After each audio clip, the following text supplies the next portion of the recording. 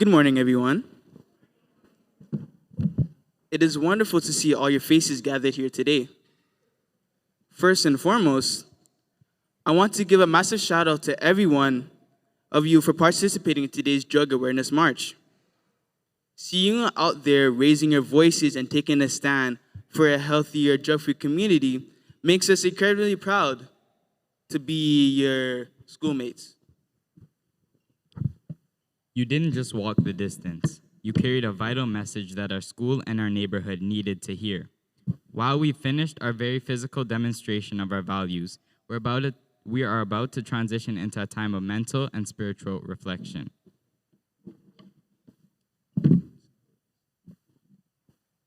After the high energy of the march, this is our chance to slow down, refocus our hearts, and support one another in a more quiet and special way. We have some inspiring speakers and items lined up for you throughout today that you won't want to miss. Take a deep breath, grab a seat, and let's carry that same spirit of unity from the streets into this chapel. We hope you are welcomed.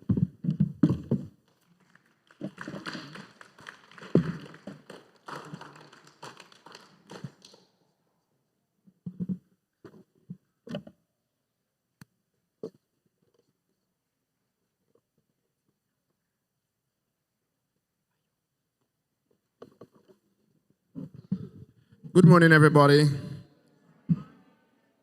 It's my pleasure to bring you greetings on behalf of the Cayman Academy family. Our board chairman is here, and you'll hear from him in a moment. And my teachers are here, and we have some special guests and some important other persons who are among us, and in a few moments from now, you'll be formally introduced to them. But it gives me great pleasure to welcome you all to this event, because this event is a very important event for all of us. And I want you to hear me, my students. I was 12 years old when I got the news that my father is diagnosed with colon cancer. He died because of smoking. I was 21 years old when my mother had a stroke because of smoking. It eventually killed her. Was part of the reason she died. So this is very personal and important to me. I've lost two other uncles because of drugs. And I lost a brother because when he took drugs, he chose to do bad things, real bad things. So this event is very special to me. And when my son decided that he wanted to be a part of the leadership of this drug march, he, even at this moment in time, did not know some of these things I'm telling you. So it was of great pride for me to see him as one of the leading members of the team here at Cayman Academy. So if you see me looking like this, because it's personal, and I'm telling you from now, because I lived through it, I witnessed it, I've seen it destroying my family members, people who are very close to me. So when I say to you, say no to drugs and everything that is bad, I'm not talking because I learned it in university or in school. I am saying it because I, Nigel O'Neill Facey, lived it. And so, Cayman Academy family, I'm saying to you, this is an important part of your life. Do not make the same mistakes that my family made. You have a chance now. And I'm asking you to say no to in all of its form. No to drugs in all of its form. And with that said, I just want you to put your hands together again for all of you and make yourself welcome.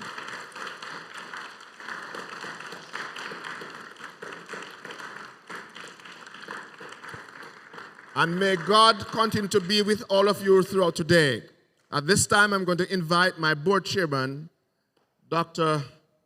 Harry, to come and bring greetings. I almost said happy 70. Good morning, everybody.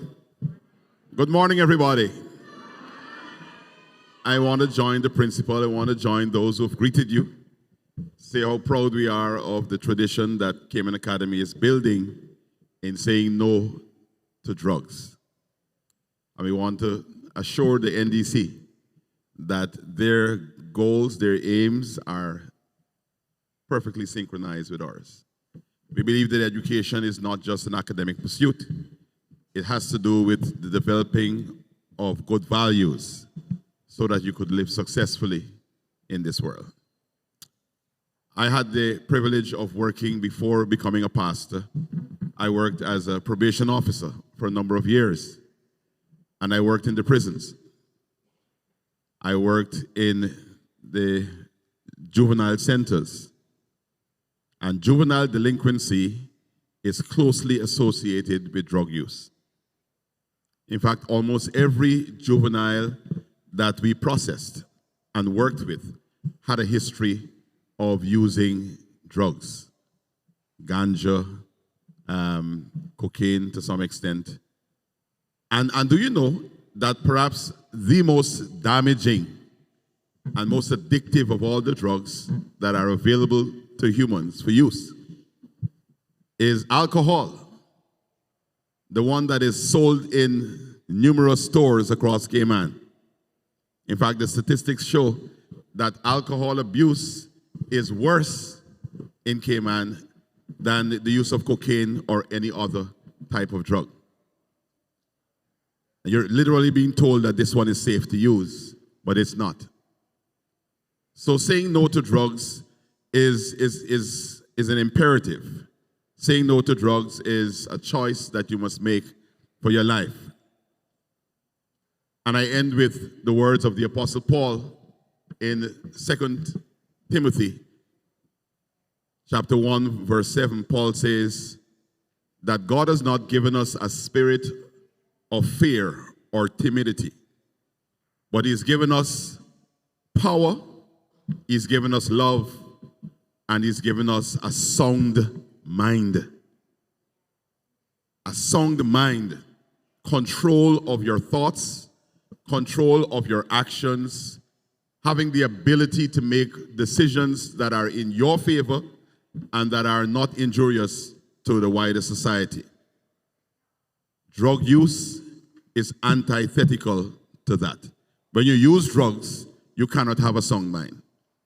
So I challenge you by the grace of God to not just march with banners and placards and your shoutings, but as your teachers have encouraged you, say no at all times to drugs. Don't go into Tortuga. Hello? Except it is to hand out some track.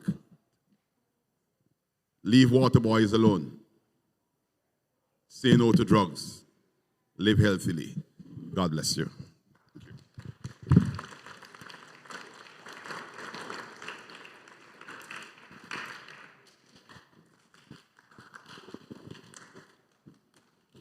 All right, so now we'll have the special items from year 1 and then year 7.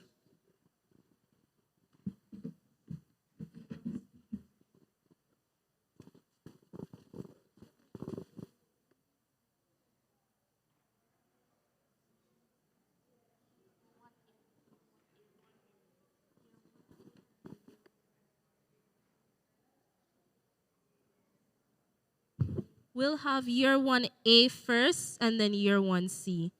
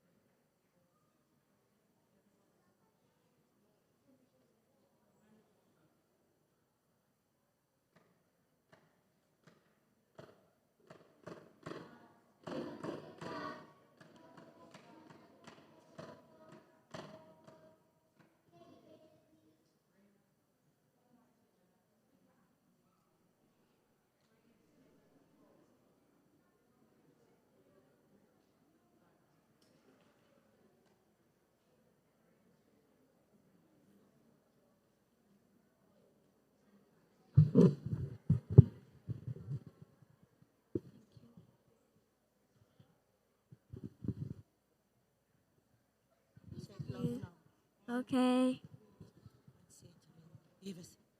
Mm.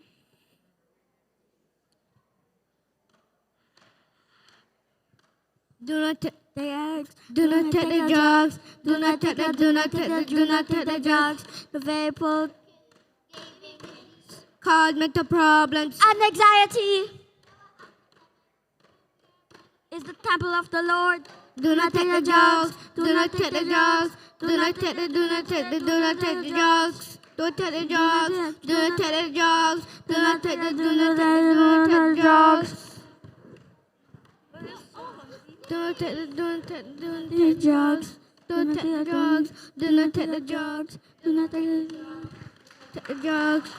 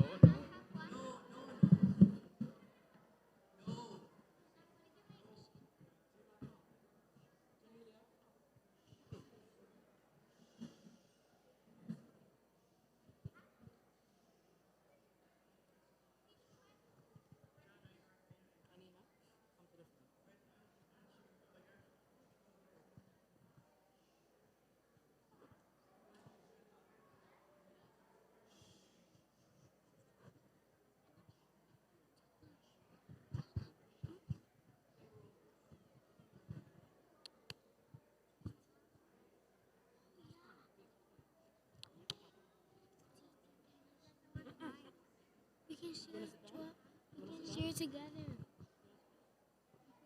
We can share together.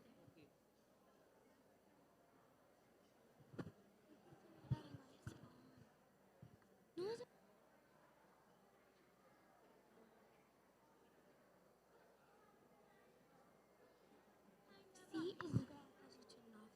Alright? Give each other space.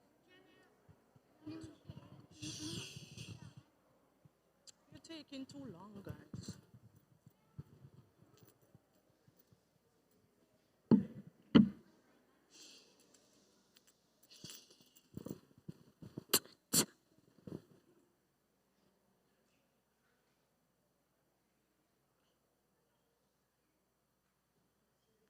Stop abusing all drugs. Stop abusing all drugs, 'cause drugs aren't good for you. No way. 'Cause drugs aren't good for you. No way. Stop abusing all drugs. Stop abusing all drugs, 'cause drugs aren't good for you. No way. 'Cause drugs aren't good for you. No way. Not vaping, temple of the Lord. So be careful what you're putting in. Be careful what you're putting in. Study is the temple of the Lord. Be careful what you're putting in. Be careful what you're putting in. No to vaping. No to vaping. Vaping isn't good for you. No way. 'Cause vaping isn't good for you. No way. No to vaping. No to vaping. Isn't good for you.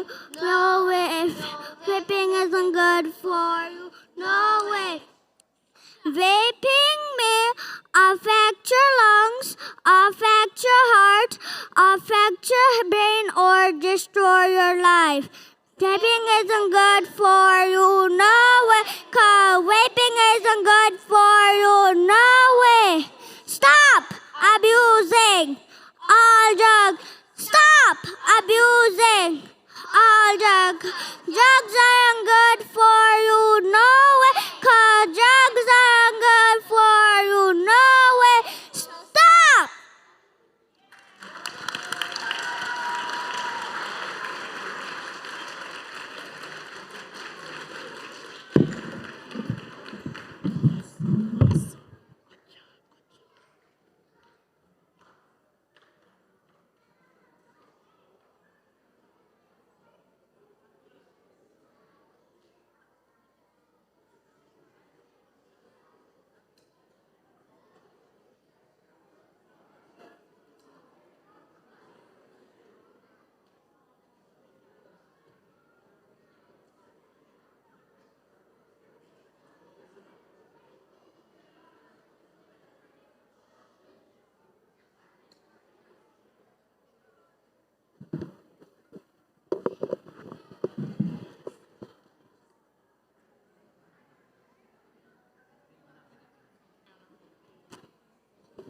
Test.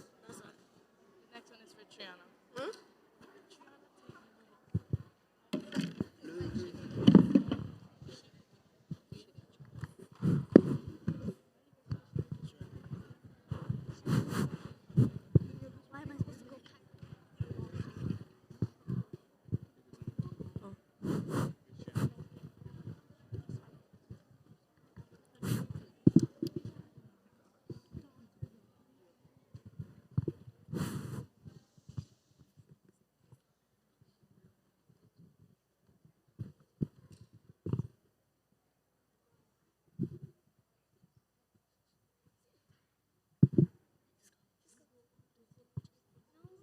Clear pass. No more shadows in my mind. No more chains that try to bind. I choose the light, I choose the day. A brighter future leads my way. No more drugs to steal my dreams. Life is stronger than it seems. With steady steps and courage true, I build a life that's fresh and new. My voice is strong, my spirit free, the best of who I'm meant to be. No more drugs, my path is clear. My hopes, my strength, my future here.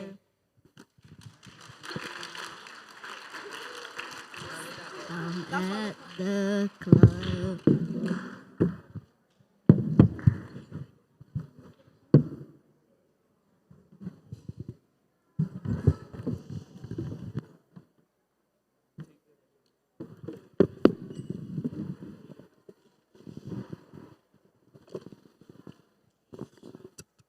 Our speaker today was born in Venezuela, and he's 29 years sober off of every drug.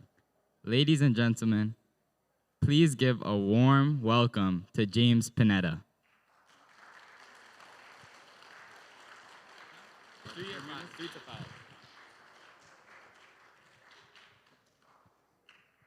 Good morning, everyone. Thank you for your welcome. Louder. I usually speak low. Anger management issues. I come from a family. My dad was a high school teacher. Came here in 1967. Mom used to work at the Weather Bureau with Frank Rolston. Was three of us. I had an older brother who had Graves syndrome, myself, who was 2 years younger, and my sister, who was 2 years younger than my two children. We lived in Prospect. 8 families around Prospect in that time, very little, few families. Normal life. My dad was a high school teacher. My grandmother had a flower shop. My grandfather was a lawyer and a politician. Normal, what you would call normal life. 4 years, as I was 4 years, my mom was detected leukemia, and she died when I was 4 years old. That was the first drink I had when I was 4 years old, because I saw my grandfather and my dad drinking, and I thought that's how you dealt with sorrow and pain and emptiness. And I had one red stripe. I didn't like it. I put brown sugar, and I had the second one, and I passed out. That was my introduction to alcohol. I was 4 years old. And I associated alcohol with evasion, with, and what it did for me at 4 years old, it made me taller, smarter, stronger. I could talk to the girls. I didn't feel inadequate. As time passed by, my dad found it hard to raise 3 children by himself. He didn't get along too well with my mom's side of the family. And we left. We went back to Venezuela, and it was a whole wide world. You had drugs, you had alcohol. As long as you had money, I was 6 years old when we left. All I knew was Cayman. We didn't even have traffic lights back in those days, and everything was around town. I knew there was alcohol around Matilda Corner, which is in Mary Street, and around across Royal Bank, there used to be a bar by a captain and so on. My family has a big drinking history. Within 1 year of my mom dying and Lulu died, Lucine, she left 3 children as well, and she drank a bottle of red label, Johnny Walker Red, sorry. every day, and she died at 31 with 3 children with cirrhosis of the liver. That's the first exposure I had to alcohol. As I grew older, alcohol did, like I said, I felt inadequate. Um, Time went by, I came back to Cayman, I started working with you, but I always, too long? Okay, not better? Okay. So what he did, as I worked with this liquor company, what he did, the contradiction was alcohol made me social, but at the same time it made me antisocial. I started getting in trouble, getting speeding tickets, and I was 19, 20 when I got perfect job working with a liquor company that I worked 10 years with, Jake Scott. And but I kept getting into trouble. I kept getting antisocial, kept getting into fights. I felt like I was bigger. And because we have that history with alcohol and drugs, I also did drugs because I used to play football and abuse morphine to numb the pain. I had, when I was 11, when my best friend died overdose, he tried heroin and he mixed it. I can't remember what he mixed it with, but I got scared of drugs because most alcoholics have a control issue. They want to control everything. And I wanted to control my height. I wanted to control my feelings and my evasion. With alcohol, I could do it to a certain extent until progressively I crossed a line and I lost control. I had been drinking 17 years by then, consistently. And my saving grace was 2 family members. We also have problems with depression. I have family members that had committed suicide, young guys, mostly alcohol-induced too, because alcohol increased that feeling of inadequacy, that low self-esteem.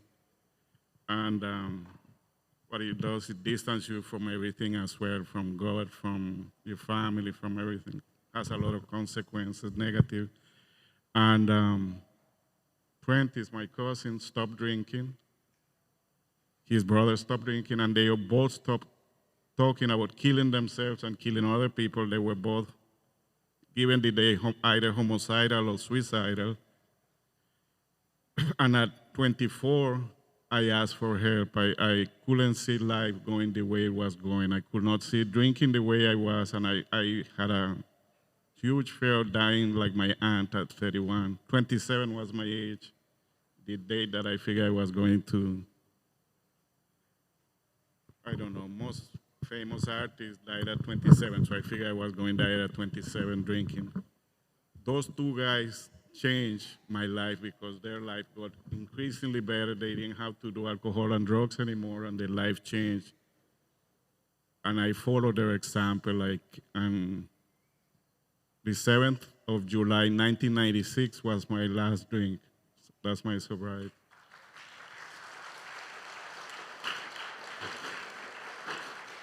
Only drug that I take is coffee. And try not to take too much coffee either. But I don't do vapes. Too many chemicals, I'm afraid of them. And like I said, no cigarettes, no nothing. Because I have had family members who also died of cancer. My dad died of cancer last year. He smoked for 40 years, 45 years, and never really took care of himself. Was a workaholic. So my life changed. Everything that I had in alcohol, I got, without alcohol, I got closer to God. I started building my self-esteem. Because one thing that happens when you start drinking, emotionally you stop growing. I was 8 years old when I started drinking consistently. So I found myself at 25, 8-year-old emotionally, very confrontational, very difficult to get along. But all the things that alcohol used to give me, I have found without drinking. I feel taller, smarter, feel fit for 54. So all alcohol and drugs were like an illusion that gives you certain things. And at the end, when you wake up, you're still empty on the inside. You have regrets, you have sorrow. What did I do? What didn't I do? Who I offended? You know, you wake up and start looking, where's the car? Where did I park? Did I pick, you know? It's not a way to live. So I'm glad you guys are doing this because when I was growing up, alcohol was readily accepted in Cayman. It wasn't a problem. Domestic abuse wasn't a problem. On both sides, women used to beat the crap out of the husbands too, but we didn't talk. So I'm glad, and I think as time has gone by, people are more accepting, and it's almost like if we don't talk about it, there is not a problem. And I think there is a problem. We just choose not to talk about it until it affects us. And I would venture to say alcohol and drugs affect every family in Cayman, directly or indirectly, everybody. I would venture to say here, know somebody that drink too much or have been exposed to alcohol at an early age. So for me, those two brothers were my solution, and then getting back to my connection, because once I started drinking, I started playing God. I was God.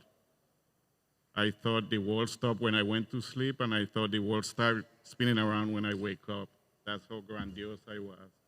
Had a huge ego, no humility. And I found once I stopped drinking, I developed that relationship with the God of my childhood. My family was big in Emsley Church. And Effie and my grandmother and a couple other ladies, I'm related to the Marion family too. They were huge in church. And that connection gives you all the things you need. There is two basic feelings. It's either faith or fear. You grow in faith. Fear is that it grows everything. All my character defects were out of fear. My loss, my anger, my lack of humility, my pride, all were fear-based. When I'm working in faith, when I have a good degree of faith and a connection, a spiritual connection, my life improves and I'm a much better person. So I am very grateful for your attention. Thank you for listening to me. And definitely there is a much better life, a more fulfilling life without any drugs and alcohol in your life. You get to be closer to, since you are made in the image or likeness of God, you get closer to what God intended you to be. Thanks for listening.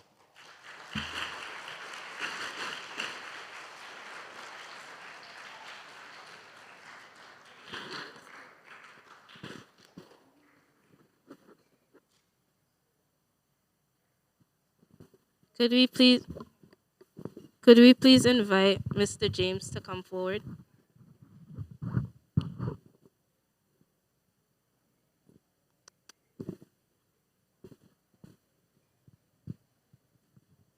Testing. Test. 1, 2, 3.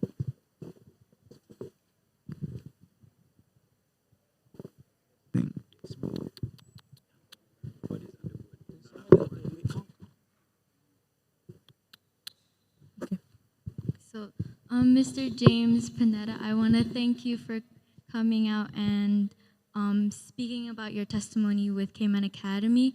And I just want to say thank you for telling us your experience with drugs and how you are an instrument to us about not doing drugs and how it's dangerous and things. Yeah. And we'd also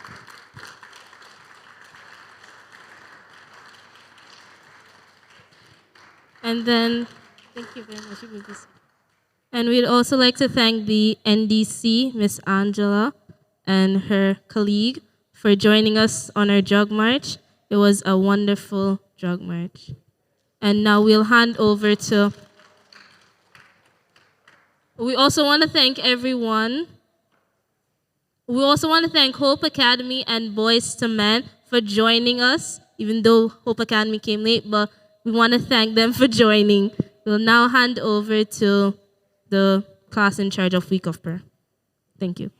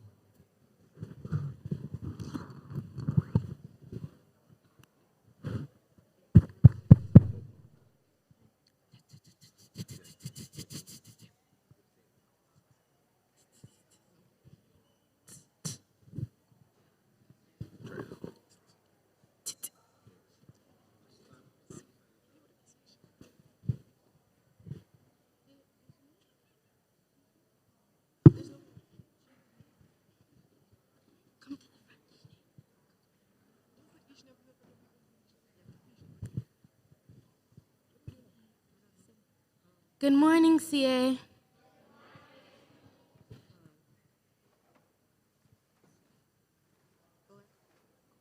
The first song will be Fill My Cup.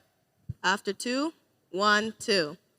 Fill my cup and let it overflow. Fill my cup and let it overflow. Fill my cup and let it overflow and let it overflow with love. Fill it, fill it, fill it up. Amazing grace, how sweet the sound. Amazing grace, I'll be one day. I was lost, but now I'm found. I was blind, but now I see. Fill it, fill it, fill it up. Fill my cup and let it overflow. Fill my cup and let it overflow. Fill my cup and let it overflow and let it overflow with love. Fill it, fill it, fill it up. Jesus loves me, this I know. For the Bible tells me so. Little ones to him be